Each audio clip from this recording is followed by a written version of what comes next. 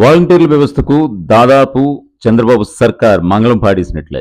Yes. ఖచ్చితంగా. ఇందులో ఎలాంటి డౌటు లేదు. ఎందుకంటే ప్రభుత్వాధ్వర్యంలో నాటి ప్రభుత్వాధ్వర్యంలో ఏదైతే వాట్సాప్ గ్రూపులు ఏవైతే క్రియేట్ చేశారో వాలంటీర్ల వ్యవస్థకు సంబంధించి ఇమ్మీడియేట్‌గా తక్షణం ఇవన్నీ కూడా తీసేయాలంటూ కూడా చంద్రబాబు సర్కార్ హుకుం జారీ చేసింది.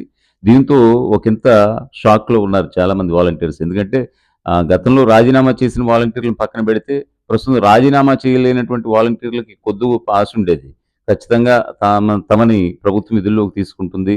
ఆ ఇచ్చిన మాట నెరవేర్చుకుని ఖచ్చితంగా తమకి రూ. 10,000 వేతనం ఇచ్చేలాగా చేస్తుందని ఎన్నో ఆశలు పెట్టుకున్నటువంటి ఈ నేపథ్యంలో ఈ మధ్య ఒక స్లోగన్ కూడా వినిపిస్తూ వస్తున్నారు. తమను విధుల్లోకి తీసుకోవాలి, విధుల్లోకి తీసుకోవాలని.